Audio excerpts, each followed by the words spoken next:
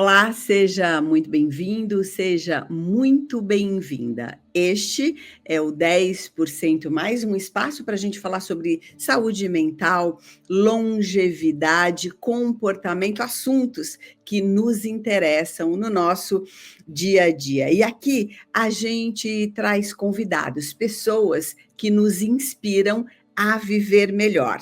Como o nosso convidado de hoje, Fábio Betti. Ele tem um olhar diferenciado para o mundo corporativo, né, para esse mercado de trabalho e lideranças. Fábio Betti. Olha, muito obrigado pelo convite, Abigail. Um prazer estar aqui com você, com os seus telespectadores, as pessoas que estão nos acompanhando agora aqui. Você havia perguntado para mim se você me apresentava. Sim. Ou eu mesmo me apresentava, então eu falei, eu posso me apresentar, porque é sempre difícil me apresentarem, mas para mim também não é fácil. Com tantos, né, com tantas funções que você hoje desempenha, eu falei para o Fábio, é melhor você se apresentar, porque eu quero saber, né, nesse mundo corporativo, quem é o Fábio Betti? Então, eu sou jornalista de formação, né, nós temos isso em comum, me formei há muitos anos, mas logo no meio da carreira, do início para o meio da carreira, eu optei por realmente atuar no mundo corporativo, atuando primeiro em assessoria de comunicação dentro de organizações e depois como agência de comunicação e mais recentemente, nos últimos 15 anos, como consultor. Eu me apresento como alguém que, na minha função hoje, procura, dentro do universo corporativo, ampliar consciências para tomadas de decisão diferentes a serviço, em certo sentido, de uma abundância maior, não só para as pessoas que fazem parte da organização, mas para as pessoas que fazem parte do seu entorno, né? Comunidade, sociedade, o planeta como um todo. E nesse aspecto eu acabo sendo um pouco consultor mesmo, né? Que é meu trabalho principal, trabalhando com times de executivos, com cultura organizacional, mas também bastante mentor e coach de muitos executivos e executivas que estão passando por desafios importantes no mundo corporativo hoje, né, que está vivendo uma crise importante, não só o mundo corporativo, mas o capitalismo como um todo, com pessoas mais jovens tendo dificuldade de aderir a esse mercado, e pessoas mais velhas, ainda com energia e gás, né, para queimar, não querendo mais atuar. Então, nesse aspecto, nesse ano também eu acabei desenvolvendo um projeto, né, eu já tive o prazer de contar com conversas com você 2 vezes, né, a gente estava conversando aqui no nosso esquenta, eu estou em desvantagem, é a primeira vez que eu aceito um convite seu, você já aceitou 2 convites meus, mas um projeto que olha justamente para o etarismo, né, ou seja, para o preconceito praticado não só contra os mais velhos, né, a palavra etarismo não significa só preconceito contra os mais velhos, mas o preconceito também praticado contra os mais jovens, né, que também estão vivendo a mesma situação, os mesmos desafios quando a gente olha no mundo do trabalho. Já que você começou aí falando sobre etarismo, esse preconceito contra os velhos e também contra os novos, e a gente está falando em mercado de trabalho, vamos lá. Líderes também envelhecem? Fábio, você tem acompanhado isso de perto? O mercado respeita esse envelhecimento? Primeiro, acho que é legal trazer quando a gente fala em envelhecimento, o que a gente está querendo dizer, né? Não é uma coisa ruim em si, né? Então, assim, eu torço para que todos os líderes envelheçam, significa que está dando tudo certo na vida deles e que eles estão conseguindo viver mais tempo, né? Mas acho que a palavra envelhecer também muitas vezes é usada de maneira pejorativa, né? Para dizer que alguém ou alguma coisa se tornou descartável, inútil, e acho que o mercado olha muitas vezes para esses líderes que envelhecem como com esse olhar, né, que se chegou perto dos 60 já não serve mais. E isso porque a forma como o mercado ainda está organizado se baseia em alguns parâmetros que uma pessoa mais velha não é só que ela não tem condição de entregar, né, ela simplesmente não faz mais sentido, que é pensar rápido, entregar rápido, fazer mais.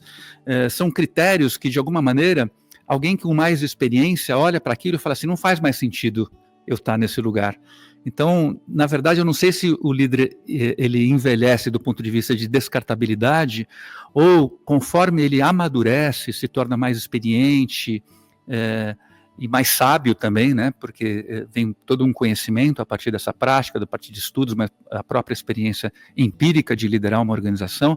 Mas o fato é que começa a não fazer mais sentido também para o líder estar operando num mercado cujos critérios são quase desumanizadores, né? E esse líder que, de alguma forma, chegou aos 55, 60 anos, construindo uma carreira nessa organização, nesse mercado, ele cansa dessa energia alta o tempo todo, né? E não é nem só uma questão que ele não tem mais energia, como se fala, não quero mais um trabalho que funcione dessa maneira, né?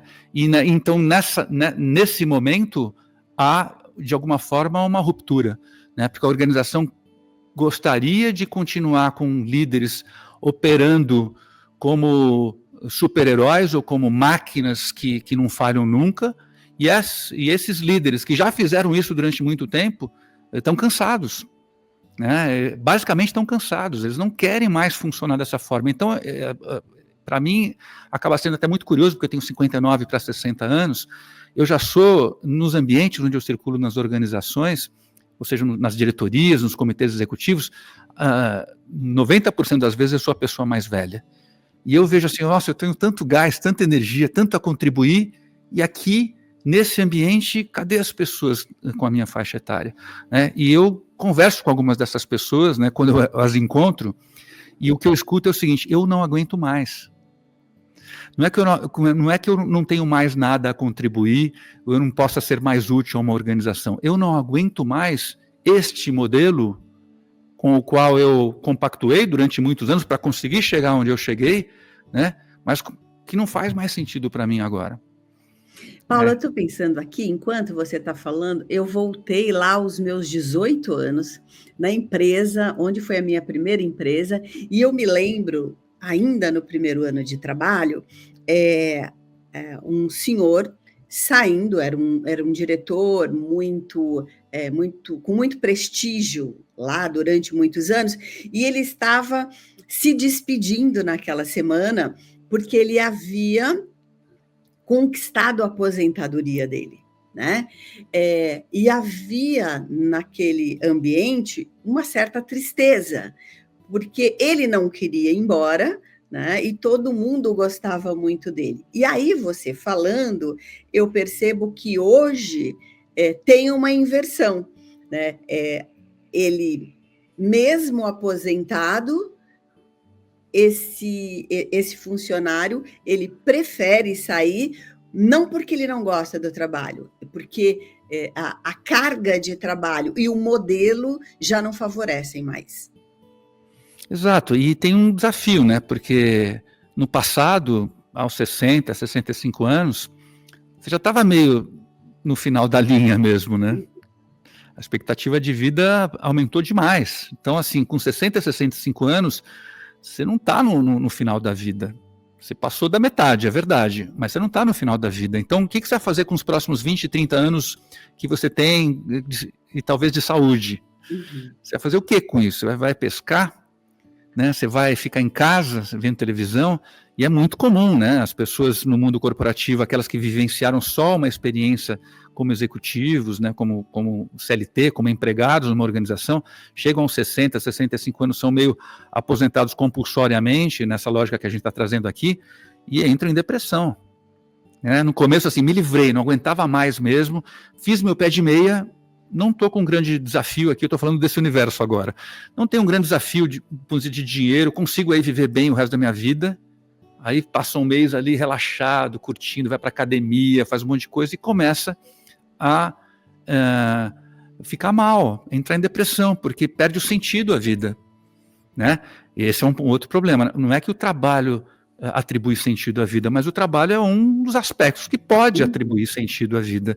E a gente precisa dele. Às vezes ele é remunerado, às vezes ele não é remunerado. Tem um trabalho pro bono, tem trabalho voluntário, tem trabalho remunerado também. A gente precisa encontrar sempre um caminho onde a gente se sinta útil na nossa sociedade, na nossa comunidade. O trabalho é uma maneira de fazer isso. Então, quando essa pessoa, aos 60, 65 anos, no mundo corporativo, não se vê mais dentro ali, e o próprio mundo não a vê mais dentro ali, se cria um desafio enorme de reinvenção. Você mesmo tem a sua história, deve ter contado aqui, mas já contou para mim, né, perto dos 60, se reinventando como psicóloga, e depois especialista em gerontologia, né? Essas pessoas precisam de ajuda nesse momento, né? Porque a sensação que elas têm é que elas não aguentam mais aquilo que elas vivenciaram durante tanto tempo, mas ao mesmo tempo elas também visitam um lugar muito difícil, que começam a se sentir não úteis. E acho que qualquer ser humano que se sente não útil, exceto uma criança que não precisa se sentir útil, né? Ai, como é bom ser criança.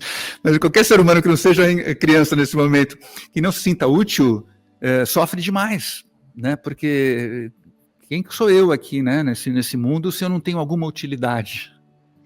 E por sua experiência, né, na sua vivência, você vem percebendo que muitas pessoas deixam o mercado, o mundo corporativo, elas, a princípio, elas querem viver, e quando a gente se percebe numa invisibilidade, elas querem mostrar esse lado que eu tenho valor, eu ainda tenho o que fazer, né? Ou o que é que eu posso fazer nesses meus próximos 20, 25 anos?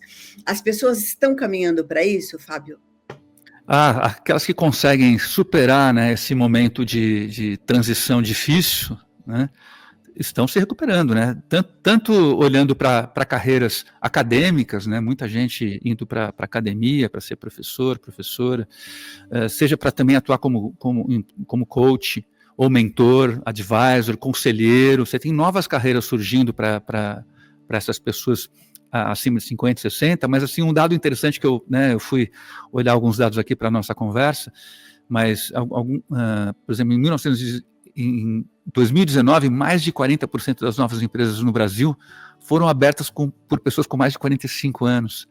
Então também está tendo um movimento que não é só encontrar novas carreiras alternativas, vamos colocar assim, essa carreira de executivo. Não, mas agora eu vou realizar aquilo que eu não consigo mais fazer nessa empresa grande, né, que ainda se baseia em padrões que não fazem mais sentido para mim. Eu vou construir uma nova trajetória profissional, a minha própria empresa. E é interessante porque quando você olha, você imagina que é só coisa de jovem, né, abrir empresa, né? Muita gente com mais idade, 45, 50 anos, tem aberto empresas e caminhando e indo para o mundo do empreendimento, para eventualmente realizar aquilo que não está conseguindo fazer no mundo do trabalho convencional, que são as grandes organizações. Então você está tendo esse movimento também, que eu acho que é legal assinalar. Não é só buscar, digamos, carreiras mais alternativas, né? Não, de repente eu não consigo realizar todo o meu potencial aqui como executivo, como uma liderança de valor. Eu vou liderar meu próprio negócio, depois dos 50 anos, depois dos 60 anos, né? Porque você tem hoje você tem muito apoio para isso acontecer, tirando o fato que no Brasil não é fácil empreender, que é um outro tema, né? Mas você tem muitos recursos disponíveis a quem quer começar a empreender, a começar pela inteligência artificial, né? Hoje em dia você tem muitas maneiras de organizar uma empresa, de você estruturar processos e tudo mais, com apoio de tecnologia, que você sempre teve, mas hoje a tecnologia está muito mais disponível e barata para você fazer isso, né? Então, é realmente um fenômeno. Quando eu olho para esse grupo de pessoas mais velhas, eles não buscando só carreiras alternativas, mas também buscando empreender com toda a experiência que eles têm, junto com o acesso à tecnologia sofisticada que todo mundo hoje tem. A gente está falando, né, de sabedoria, a gente está falando de pessoas mais velhas. Você percebe que está existindo a mistura entre o novo, né, e o velho, a sabedoria e a vontade de saber nas empresas? Eu acho que isso não tem nem a ver com os dias de hoje, né, Abigail? Eu acho que a gente sempre conviveu o velho e o novo, vou colocar dessa forma agora, simultaneamente. E sempre teve um desafio relacional dessas duas lógicas, né? Porque às vezes o novo vem com tanta paixão que não consegue enxergar o valor no velho. Então ele já vem negando um pouco o outro. E o velho vê o novo tão apaixonado que se sente de verdade ameaçado. Então essa luta geracional, né, essas crises de geração que sempre existiram, acho que pelo menos na nossa história moderna a gente sempre olha como é desafiador o jovem quando ele vem com as suas ideias, a sua rebeldia, e a gente quando é jovem, como é horroroso ter que lidar com os mais velhos, que ficam querendo conservar as coisas como estão. Então eu acho que a gente segue na mesma lógica, só que tem uma diferença assim, importante, né? Antes talvez tivessem 3 gerações, né? 2 ou 3 gerações juntos, hoje tem 4, né? Você tem os mais velhos que são os boomers, você tem os X, o Y, o Z, e está chegando os alfa, porque eles têm 15 anos em 2025, que são os menores aprendizes. Então você está com 5 gerações dentro da organização. E é interessante quando você começa a conversar com elas, através do podcast do Age Fjord, eu consigo fazer isso, né? Você percebe que não dá para só separar em 2 times, né? Os mais velhos e os mais novos. Porque mesmo os boomers e os X, a gente está bem... você está no início dos boomers, eu estou no final dos X, né? Então a gente está ali, a gente viveu uma geração muito parecida, mas quando você pega os millennials e o Z, a geração Z, né, que veio depois, os millennials é aquela geração que não queria se sacrificar como os pais para conquistar as coisas, tentou outros caminhos e chegou hoje aos 40 anos, aos 35, 40 anos, e não consegue pagar os boletos, não tem emprego, está dependendo ainda dos pais. Então é uma geração que está numa crise atroz. Aí a Z que vem depois olha para essa geração e fala, não, eu não quero ser igual a ela. Então não é nem, a referência do Z não é nem mais os X ou os boomers, são os millennials, né? Porque eu não quero ser que nem elas. E aí estabelece que tipo de relação? Eu até trabalho, até me sacrifico, mas eu quero saber quanto eu vou ganhar nessa. Então fica 9, 10 meses no máximo numa empresa, ganha lá o dinheiro, vai demorar muito para progredir de carreira, vai para outra. E aí a gente, que vem de uma cultura diferente, que vem de uma história diferente, fala assim, esses garotos e garotas não conseguem ficar em lugar nenhum, eles não são leais, eles só pensam em dinheiro, eles só pensam em curto prazo, quando na verdade eles estão respondendo ao ambiente, né? E aí que está o desafio, né? Eu vejo essas conversas dentro das organizações ainda muito difíceis, né? Porque elas são contaminadas por esse lugar assim, mas eu me sacrifiquei para chegar onde eu cheguei, e agora vem esse aqui, e que está aqui os dados, em 9 meses ele já vai embora, né? Eu não consigo escutar essa pessoa mais jovem dizendo que as relações têm que mudar mesmo. O trabalho não é um lugar para vestir a camisa e amar a empresa, porque na primeira crise a empresa vai me mandar embora. Não dá para mandar, assim, não dá para demitir marido até dá, né? Mas assim, não dá para demitir filho, demitir filha, né? A gente não, assim, não tem como, é família. Então esses jovens Z, principalmente, eu tenho lidado muito com eles estão dizendo isso, não tem negócio de família essa empresa aí, não vem me enrolando com esse negócio de família, eu quero saber o que eu vou fazer, se eu vou ter tempo para minha academia, quanto tempo eu vou ser promovido, como é que eu faço para ganhar dinheiro, como é que aumenta meu plano médico, porque eu quero ter um plano médico também, né? Então, eu acho que essas conversas ainda não têm lugar na organização, porque de verdade elas estão ocupadas hoje em sobreviver, num curtíssimo prazo. Fábio, hoje não existe, né, aquela história, não sei se você já ouviu, né, se falava muito, eu vou me manter nessa empresa porque eu não posso sujar a minha carteira, né? Sujar a carteira significa, não dá para eu ficar pulando de galho em galho. Isso, né? Como é que eu serei visto no mercado, né? Alguém que não se adaptou, que não foi fiel à empresa, né? Então, essa pessoa, em outras, né, num português bem claro, ele não é um funcionário confiável. Isso tudo ficou no passado, né? Porque quando você olha, sobretudo essas gerações mais jovens, né, elas têm essa lógica. Eu fico ali enquanto está fazendo sentido, né? Eu tenho, né, o que faz sentido para essa geração que eu escutei bastante? Um ambiente agradável, um ambiente saudável. Eu tenho um líder, uma líder que eu posso conversar sobre tudo. Isso é importante para esse jovem. Eu tenho um salário que eu gosto, né? Eu sei como funciona para eu conquistar o próximo passo. Não demora muito para conquistar. Enquanto essas coisas estão acontecendo, o jovem está lá.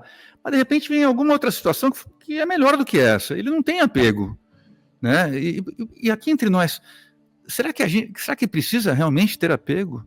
Quando eu olho para as nossas vidas, né? Eu fiquei 14 anos numa empresa, 15 anos na outra, tal, né? Você também, acho que você também construiu carreiras muito sólidas nos lugares que você passou, né? E talvez muitas das pessoas que estão nos acompanhando agora também tenham uma certa idade já e tenham histórias como essas, né? Mas será que isso é realmente o certo? Será que não poder ter uma experiência de um ano aqui, um ano ali, teria me proporcionado muito mais aprendizados do que eu ir ficando, né, e sem perceber, me acomodando um pouco, e já entendi como as coisas funcionam aqui, né, já hackeei o sistema, já sei como conquistar as medalhinhas. Então, em certo sentido, o envelhecimento, aí, voltando à outra pergunta que você trouxe, também tem a ver um pouco com isso, né, do a gente se acomodar um pouco num lugar. Eu acho que sim, né, se acomodar, defendendo um pouco essa lógica de que pegava mal, acho que não pega mais, mas pegava mal, ficar pouco tempo em cada lugar e passeando no mercado, né? Mas acho que isso foi uma desculpa também para a gente não ser desafiado, para a gente não sentir tanta dor de barriga, né? Porque quando a gente vai para algum lugar novo, por mais experiência que a gente tenha, a gente pode ter 50 anos, 60 anos de vida e a gente vai para um lugar novo, dá frio na barriga.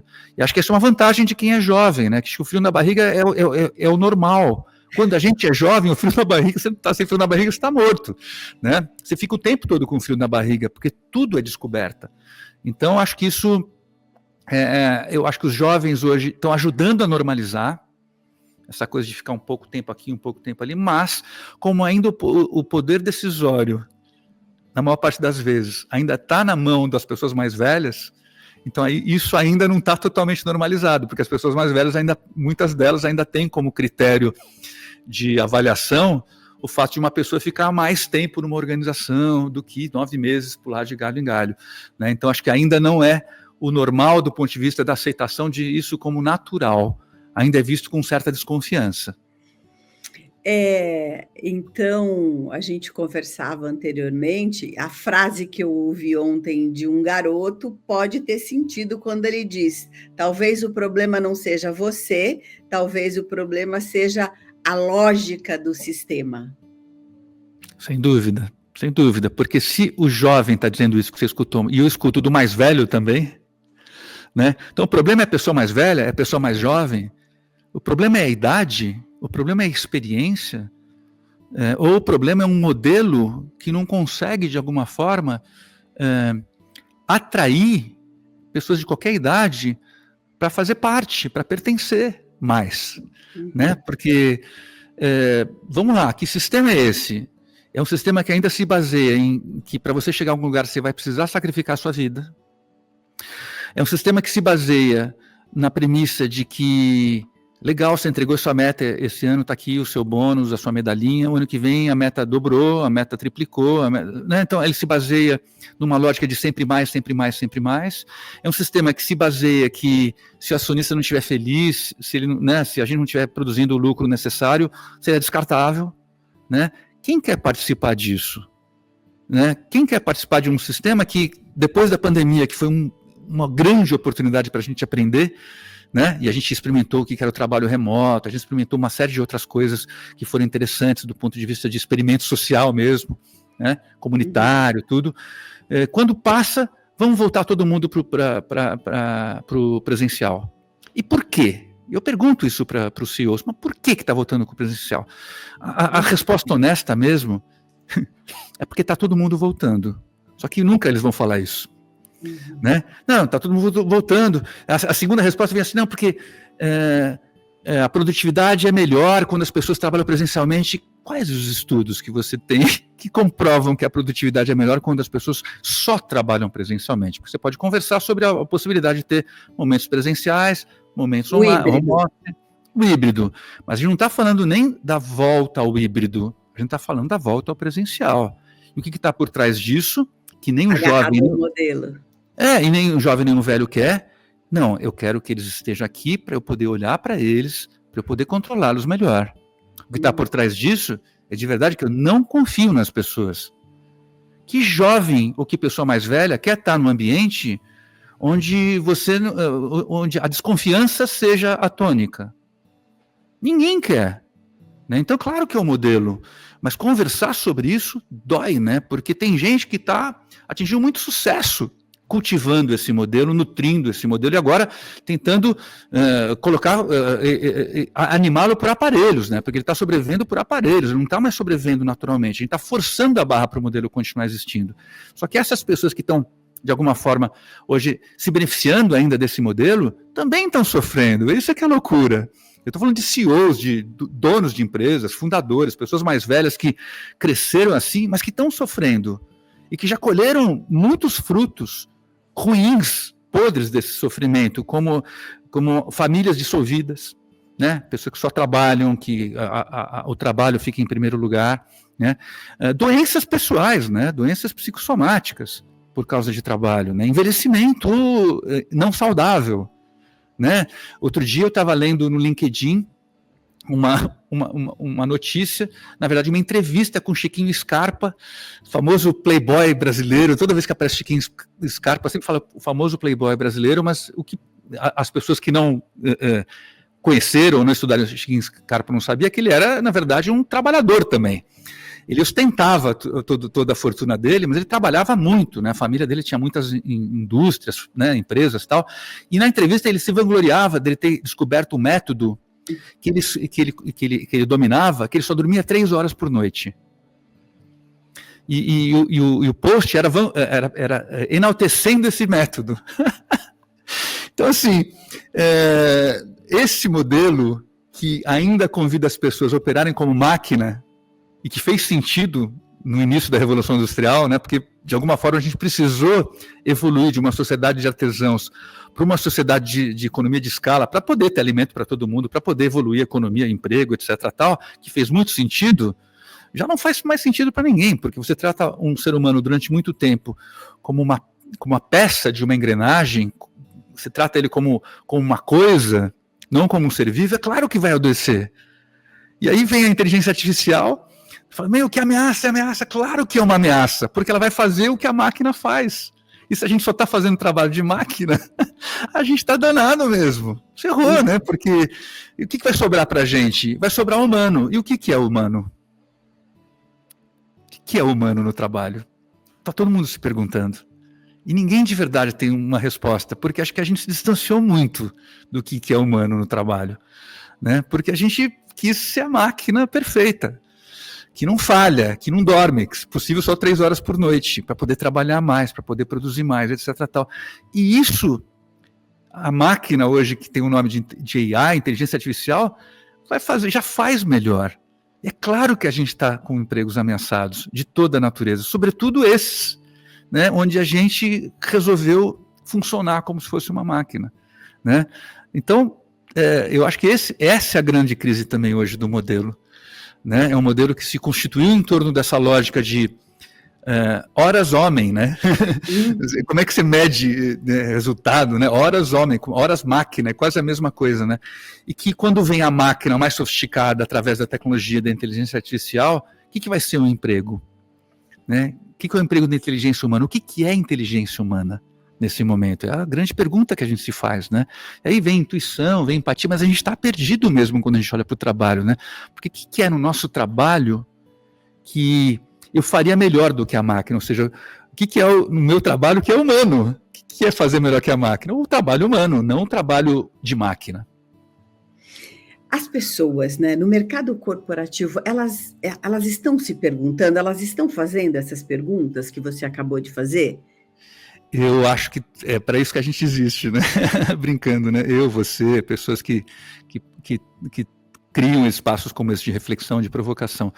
Eu diria que elas Mas estão evitando. o que eu É. pergunto, né, Fábio, a inteligência artificial está assustando esse meio? Ah, mas muito, mas muito.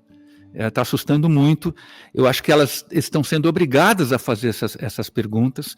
Elas não estão fazendo porque elas acreditam que tem que fazer, elas estão fazendo por falta de alternativa.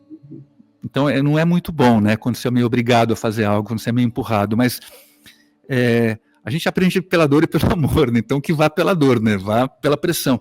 Por quê? Porque elas, mais uma vez, elas estão tão ocupadas em entregar o resultado de curto prazo, que acho que é um momento do mundo, né, assim, de muita pressão, de todos os sistemas, né, que estão colapsando mesmo, né, que quando você é muito pressionado a operar no curto prazo, a ter que tomar decisões rápidas e entregar o dia, você fecha espaços de diálogo e reflexão, naturalmente, né, e você fortalece ainda mais o modelo máquina, né, que é aquela coisa de operar 100%, ali vai, que eu chamo de execução rápida, padrão de execução rápida, que é diferente do padrão de reflexão e diálogo. Então, olha só que dilema, né? Elas estão sendo obrigadas a fazer essa reflexão para repensar o seu trabalho, a organização como um todo, e ao mesmo tempo, elas não estão tendo tempo, porque elas estão ocupadas demais, a palavra ocupada é essa mesma, né? Elas estão ocupadas demais, o tempo delas está ocupado demais com as atividades de máquina, que são justamente as atividades que têm mais chance de serem substituídas. Então, assim, é um grande dilema, né? Quando eu começo a trabalhar nas organizações, né, as pessoas, assim, eles têm a percepção, a consciência da necessidade desses espaços, o que é bom. Mas não tem tempo. Não tenho tempo. E você sabe que se valorizou muito, né?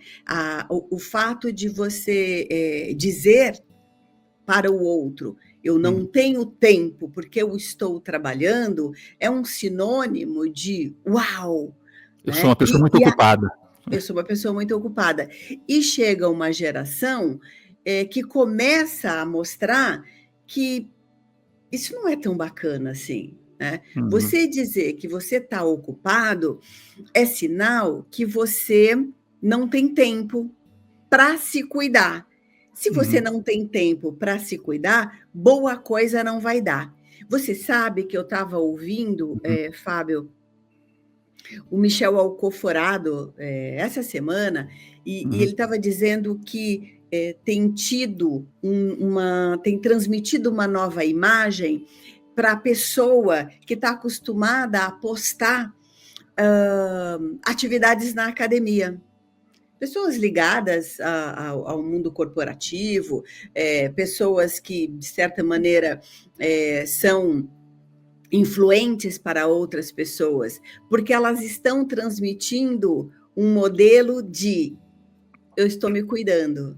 Então, se eu estou me cuidando, eu estou dando um tempo para mim, né? Eu estou sendo melhor em outras atividades, ou em outra atividade que é o trabalho. Então, está se abrindo um espaço também, né? Para algumas pessoas, não, olha como eu estou cansado, ó, como eu faço tudo, para trazer esse olhar também, né? Porque olha como é interessante. Outro dia, sei lá, depois de uma atividade física, tirei uma foto e sabe aquela coisa, eu preciso de uma legenda, então, cuidando de mim para cuidar do outro. Aquilo foi, nossa, as pessoas vieram falar comigo, que interessante, né? Você cuidar de você para cuidar do outro. Mas não é um tanto quanto óbvio? Óbvio. Tem uma outra perspectiva sobre isso que você trouxe, né? Eu vou trazer duas, mas gostei de você trazer essa história. Uma delas é um pouco o culto ao corpo e à juventude eterna. Então eu vejo muita gente da minha faixa etária, inclusive, e tal, né, às vezes colocando fotos ali como, né, um prazer de estar vivendo essa juventude estendida. Eu vou chamar de juventude estendida porque eterna não existe, mas estendida. E a gente está vivendo, acho que eu, você, com 60 anos, a gente olha para pessoas 20 anos atrás com 60 anos, elas estavam vivendo uma outra lógica, uma outra vida, né? Assim, é impressionante como é diferente. Então, acho que tem essa possibilidade. Agora, a segunda perspectiva também um pouco diferente que eu quero trazer, que assim, eu vejo muitos líderes, né, praticando esportes, fazendo viagens de lazer e tudo mais, mas assim, né, quando eu estou praticando esporte, fazendo viagens de lazer, eu estou cuidando da saúde, cuidando de mim, cuidando do meu corpo, etc. tal, e na organização é porradaria, é esquizofrenia, você entendeu? Então é uma vida aqui, uma vida ali. Como integrar? Não digo fazer academia dentro da organização, obviamente, é uma metáfora, mas como eu estou cuidando de mim e do outro na organização? Porque não é fora da organização, né? Porque eu vejo isso ainda um pouco, sabe, assim, eu vejo a mesma liderança, assim, observando essa liderança, ela na vida pessoal dela, fazendo coisas, cuidando das pessoas, cuidando do seu próprio corpo, da sua saúde, e na organização é como se ela fosse abduzida, sabe, hipnotizada por um demônio, né? E ela esquece tudo aquilo que ela está fazendo fora. Eu acho que há um convite aí, como a gente integra esses dois mundos, eles não são separados, eu não preciso cuidar ali para depois cuidar aqui, não, como é que eu cuido aqui, no meu momento agora, numa reunião, como é que eu percebo, olhando para as pessoas de verdade, que as pessoas não estão bem, e que a gente vai precisar parar a reunião, que eu já cobrei demais hoje, que uma fala do tipo assim, eu não sei o que vocês vão fazer, mas me entrega o resultado, não é boa. Não adianta depois lá eu fazer a minha maratona, se na reunião eu vim com essa fala, né? Aí cria uma tremenda incoerência, né? Porque essa pessoa vai lá, faz a maratona, diz que está cuidando do corpo para cuidar das pessoas, etc. tal, mas na reunião, cadê o resultado? Não quero saber o que vocês vão fazer, eu quero ver o resultado, né? No meu trabalho eu observo, eu converso com as pessoas, mas eu tenho a oportunidade, não sei se no seu trabalho você tem isso, acho que não, né, porque é diferente, mas de ir para o mundo das pessoas e observá-las performando, em reuniões, por exemplo. Né? Seja às vezes online, fico lá escondidinho, seja às vezes presencialmente, que é mais difícil me esconder, né? Mas aí eu posso oferecer para ela, além de escutar as pessoas, né, as perspectivas das pessoas sobre a pessoa, né, do time, de colegas, de chefes e tal, eu posso oferecer para ela os pontos cegos daquilo que ela não está vendo, que no fundo ela quer, né? Que líder não quer ser admirado e amado? E esse líder aceita, ele aceita essas colocações, Fábio? Uma colocação, uma proposta de mudança? Então, aí é uma experiência muito pessoal, muito particular, né? Serve para mim também, mas serve para os meus mentorados, meus coaches, meus clientes de modo geral. Eu acho que a gente aceita uma provocação, uma colocação de mudança, quando a gente sente que o outro não faz isso de um lugar separado da gente. Ele faz isso de um lugar que ele está com a gente. Ele está comigo. Ele faz isso porque ele me ama, porque ele gosta de mim. Ele não está fazendo isso de um lugar onde ele quer me derrubar. Ele não está fazendo isso de um lugar onde ele quer concorrer comigo, ser melhor do que eu. E esse é um grande desafio do modelo também, né? É um modelo que se baseia, porque é um resta on, né? A pirâmide, né? A gente chama assim, a pirâmide organizacional, né? Fica lá em cima o faraó, né? Essa é a metáfora, né? Mas vai morrendo gente, né? Para você subir, uns ficam, você sobe, né? Para chegar um CEO lá, ou uma CEO lá na ponta, muitos outros ficaram para trás. Então, ele ainda é um modelo de conflito, aliás, mais de conflito, de concorrência entre nós. Né? E se eu estou concorrendo com você, como é que eu aceito de você uma fala, uma provocação, se você é um inimigo meu, alguém que concorre comigo? Então, assim, na minha experiência aí, as pessoas com quem eu converso, elas aceitam as provocações que eu trago, porque de verdade eu não estou concorrendo com elas. De verdade eu gosto delas. Eu digo que eu tenho uma técnica, que eu utilizo mesmo. Isso, não sei se alguém algum dia vai caçar meu direito de ser coach e mentor, mas assim, eu não começo a trabalhar com alguém antes de admirar essa pessoa. Então eu faço umas conversas preliminares com ela, e às vezes com pessoas próximas a ela, para descobrir pontos de admiração. Porque quando eu descubro esses pontos, eu me encanto com a pessoa. E quando eu me encanto com a pessoa, eu posso ajudá-la de um lugar onde a gente está junto de verdade. Porque já aconteceu, eu já peguei líderes bem tóxicos e que eu demorei muito tempo para começar o trabalho, enrolei bastante até conseguir encontrar os pontos de luz, porque eu acho que sempre todas as pessoas têm pontos de luz, mas esse é um exercício consciente que dá trabalho, e nem todo mundo na organização, né, eu ensino as pessoas, né, é uma técnica também, né, em certo sentido, né, e nem todo mundo se coloca disponível para isso, né, e tem tempo para fazer isso, porque às vezes leva tempo até você conseguir enxergar a luz no outro, mesmo porque muitas vezes ele só está mostrando a sombra, né, porque é um ambiente que favorece a sombra, né, ser cruel, duro, você não pode ser amigo da sua equipe, tem várias crenças ali que as pessoas ainda colocam como verdadeiras, né, e que dificultam uma abordagem onde eu possa trazer uma perspectiva, um feedback mesmo que seja, né, para o outro como uma provocação, o outro fala, putz, obrigado, hoje é uma ameaça, porque vem de um inimigo. Fábio, a nossa conversa está tão boa e caminhando para o final, que normalmente a gente pede uma dica para o convidado, né? É uma reflexão, 10% mais de reflexão, uma dica 10% mais.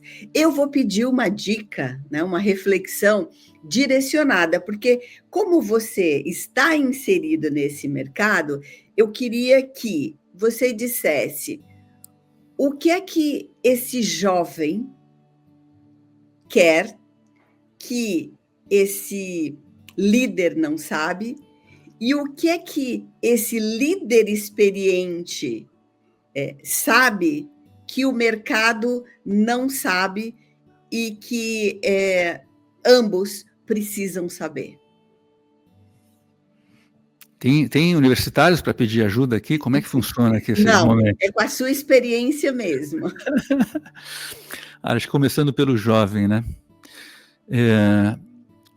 Eu acho que esse líder, pessoas mais velhas não sabem que esse jovem está pedindo. É muito interessante, porque o mais velho ele diz que ele opera dessa forma, e o que o jovem está pedindo é exatamente isso. Ele quer uma relação mais pragmática, o jovem. O que é uma relação mais pragmática? Ele quer ter clareza de como é que faz para ganhar mais dinheiro, como é que faz para ser promovido, ou seja, coisas muito objetivas, muito simples, e que você fala, mas isso já não é uma constante na organização? Não é, porque este líder que está escutando, entre aspas, essas demandas, ele chegou até onde ele chegou porque ele sacrificou a vida dele, os critérios foram outros, não foram critérios objetivos, foi, abandona a sua família na Europa e vem aqui, você tem que estar aqui presente aqui, porque o CEO quer você presente na fábrica, né? Isso não é um critério objetivo, isso é uma outra coisa. Então, e está sendo muito difícil para essa liderança entender isso do jovem, né? Que ele quer uma coisa tão básica quanto isso, e é só isso, no fundo, né? Eu quero uma relação mais transparente, mais honesta, não me engana, mas eu quero saber quais são as minhas chances aqui de maneira bem objetiva, o que eu preciso fazer de maneira objetiva, e os líderes não sabem conversar sobre isso, porque eles não vivenciaram uma carreira baseada nisso. Tá? E o que o líder talvez gostaria de ser escutado na organização, né, que hoje está descartando ele, essa foi a pergunta, né? Então, eu acho que no fundo, acho que a primeira coisa assim, eu tenho valor ainda. Eu tenho valor. Mas eu não tenho mais valor para um modelo que nós todos sabemos que já está condenado a morrer. Eu não tenho mais valor para esse modelo. Ele está aqui ainda. Eu não tenho valor para esse modelo. Eu concordo com vocês. Agora, eu poderia ser uma pessoa estratégica aqui para ajudar a imaginar que outro modelo que a gente precisa fazer nascer, porque eu vivi todo o processo desse modelo envelhecido, digamos, envelhecido literalmente agora, que se tornou envelhecido no aspecto de não necessário mais, né, não possível mais existir, e ao mesmo tempo eu sigo vivo e capaz de de escutar as gerações mais jovens também.